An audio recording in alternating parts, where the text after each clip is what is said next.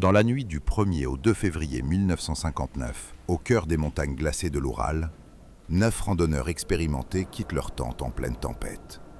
Ils ne prennent ni manteau ni bottes. Certains fuient pieds nus dans la neige par moins 30 degrés. Quand les secours retrouvent leur corps plusieurs semaines plus tard, les scènes découvertes semblent impossibles.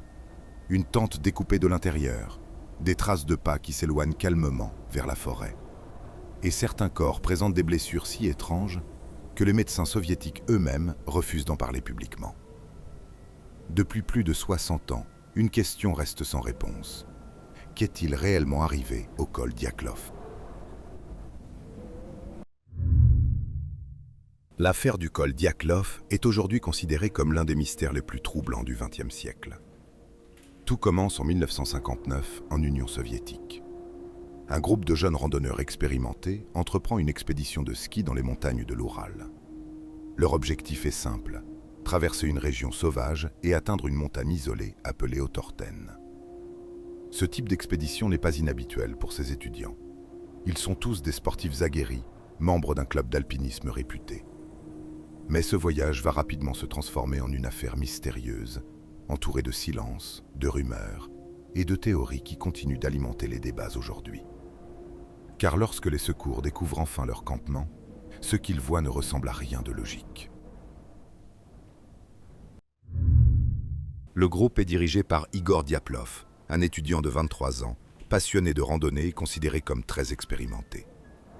Ils sont 9 au total, des étudiants, des ingénieurs, tous jeunes, tous sportifs, tous habitués aux conditions extrêmes.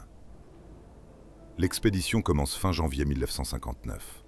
Leur itinéraire les mène dans les montagnes de l'Oural Nord, une région sauvage, froide et pratiquement inhabitée. L'endroit est si isolé que certaines zones sont connues seulement des chasseurs locaux et des peuples autochtones. Le groupe progresse pendant plusieurs jours dans la neige profonde. Les journaux de bord retrouvés plus tard montrent une atmosphère presque joyeuse. Ils prennent des photos, écrivent des blagues, chantent pendant les marches. Rien ne semble indiquer que quelque chose d'anormal va se produire. Le 31 janvier, ils atteignent une zone montagneuse particulièrement exposée au vent.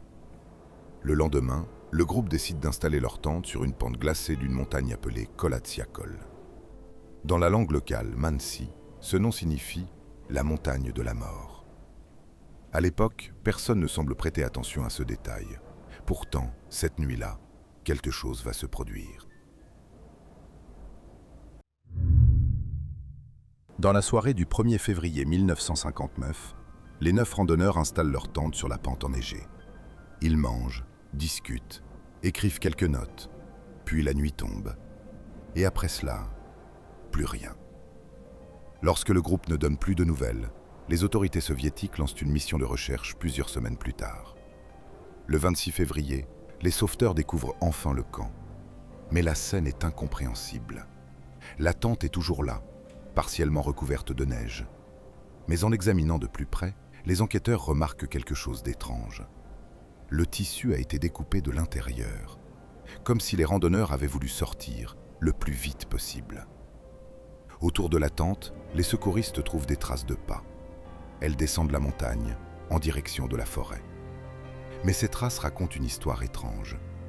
Certaines sont faites sans chaussures, d'autres seulement en chaussettes, et aucune trace ne montre le panique ou de course.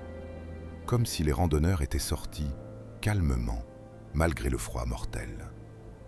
Quelques jours plus tard, les premiers corps sont retrouvés. Les 2 premiers corps sont découverts près d'un arbre, dans la forêt.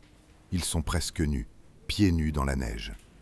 Les enquêteurs pensent qu'ils ont tenté d'allumer un feu. Puis d'autres corps apparaissent, plus loin dans la neige. Certains semblent avoir tenté de revenir vers la tente. Mais les découvertes les plus troublantes arrivent plusieurs semaines plus tard. Sous plusieurs mètres de neige, les sauveteurs trouvent les 4 derniers membres du groupe. Et leurs blessures sont choquantes. Une jeune femme n'a plus de langue. Un autre randonneur présente une fracture massive du crâne. 2 autres ont des côtes brisées, comme après un violent accident.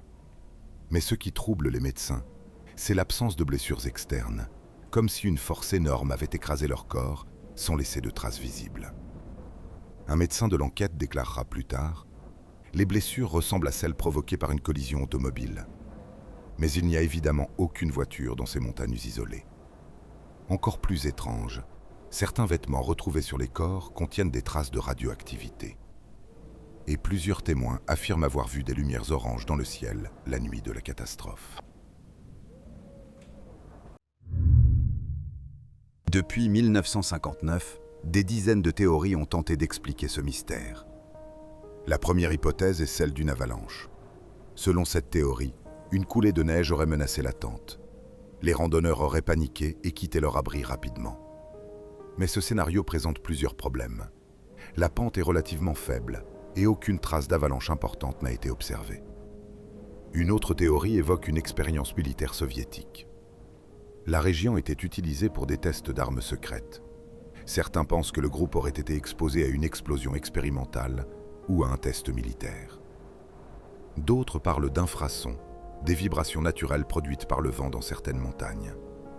Ces sons, inaudibles pour l'oreille humaine, peuvent provoquer une panique irrationnelle.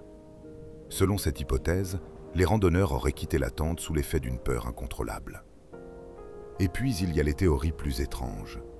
Attaque d'une créature inconnue, intervention extraterrestre ou rencontre avec un phénomène naturel encore mal compris. Chaque théorie explique certains éléments, mais aucune ne répond à toutes les questions. Malgré toutes les spéculations, certains faits restent incontestables.